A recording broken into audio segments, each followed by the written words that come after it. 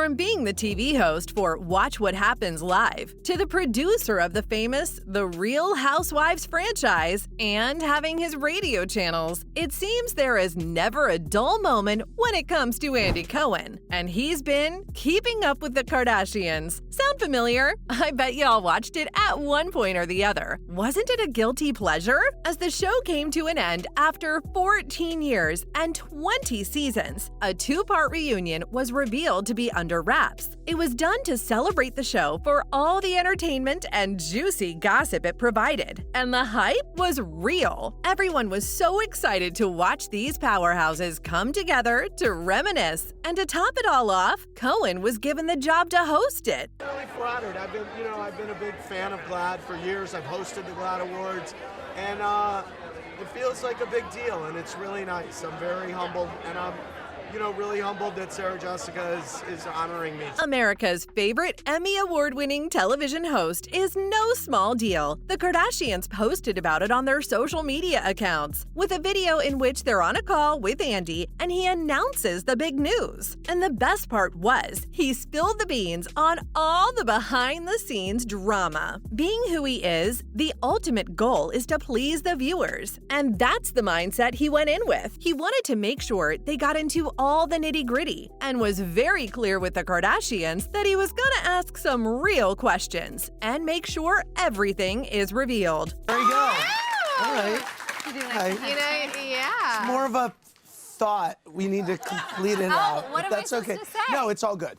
I Let's have go to back say to a the full phone. sentence? No, it would be like I've never seen. they say no. That's all good. In his radio show SiriusXM, he said that he went to them and told them he was asking everything. And boy, he did, didn't he? The reunion had us all pulled into the drama. It was almost like watching an episode of KUWTK, except more juicier. Don't y'all agree? From talking about plastic surgeries, Kim's sex tape scandal that put them on the map, to love life rumors, nothing was left uncovered. He said that Khloe and Kim knew what they wanted out of this special from the get-go, and told him that they wanted to go out with a bang. But when it came to it, he confessed that there were moments in which he felt overwhelmed and pressured, because it was the family's first time doing a reunion show.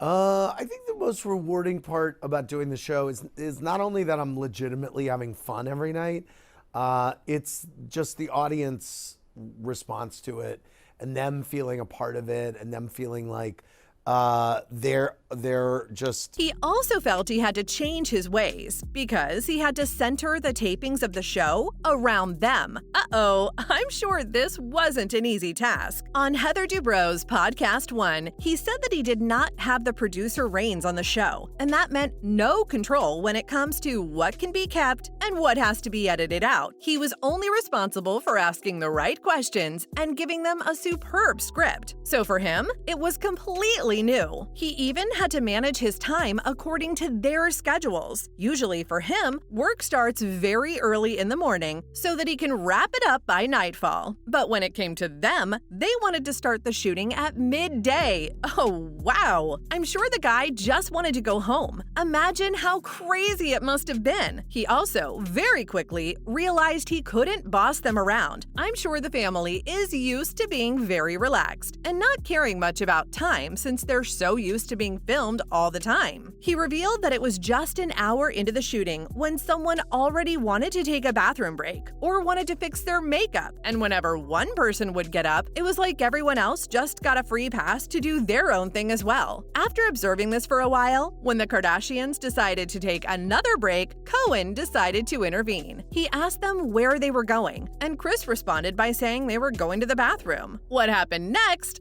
might shock y'all. Cohen said pretty loudly, "Make it quick!" It didn't sit well with the fam. Kris immediately threw him a disapproving look, like saying, who does he think he is? And just like that, Cohen changed his stance in seconds and told her that she could take as long as she wanted and that it was her house. He said, "You don't even have to come back." Are y'all laughing too? He said that what prompted him to say such a thing was because he practically runs the things in The Real Housewives, and he had simply forgotten that he didn't exactly have the same authority here. He also felt they didn't want things getting ugly on the show. Unlike what goes down on The Real Housewives, he said Kris Jenner came intending to avoid any bad blood being spilled. The Kardashians weren't like the guests on his normal shows. I mean, it's one of the most famous families in the world. And as it turns out, he didn't want that either. The main idea was to just talk about everything. He was the one who gave them the idea of a reunion in the first place. And since it was a family coming together, of course, the topic of Kris Humphries came up. Remember that drama? And how it completely blew up in just 72 days? Kim said she didn't want to go through with it, but then she would have been called the runaway bride forever if she bailed. And it was because of this that she walked down the aisle and said yes. It was on her honeymoon that she finally realized what a huge mistake she made and ended things in a very ugly way. It seems he didn't want anything to do with their family afterward because, according to Kim, she tried to reach out to him several times, but to no avail. Can't blame the guy, to be honest. She turned him into a joke. But she does regret it a lot,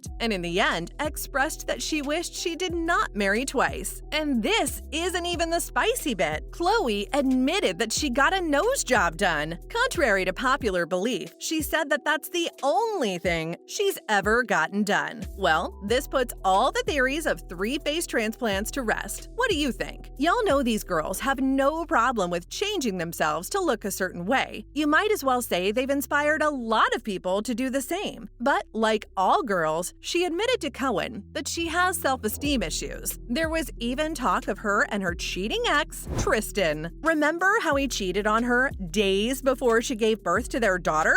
Jeez! Well, even though we all hated him, they seem to have resolved all issues to co-parent. You gotta admit, the girls got a big heart. They also spoke about the famous Kardashian curse, that all the men who come into their lives are set up for failure. OMG! Kendall said that she feels that men should own up to their failures. It's wrong to blame them. Plus, there are some good ones too, but mostly the sisters date crazy men. There's more. Kim also confessed that she was an attention seeker. What? The woman is always in the spotlight. But it turns out it's not by accident. She used to purposely go to all the places where she'd run into paparazzi. Well, I can't say I'm surprised. She said that she has no issues with being open about the fact that she can be super desperate. Her sisters, Kendall and Kylie, acknowledged this by saying they don't even remember a time when they weren't famous. Gotta say, neither does anyone else. Cohen admits that he completely adored the family by the end of it, and it seems that the Kardashians were happy about the whole thing as well, because Kendall thought they spoke about a lot of unresolved issues. Well, that's all I've got on Andy Cohen lifting the lid on what it's really like to work with the Kardashians.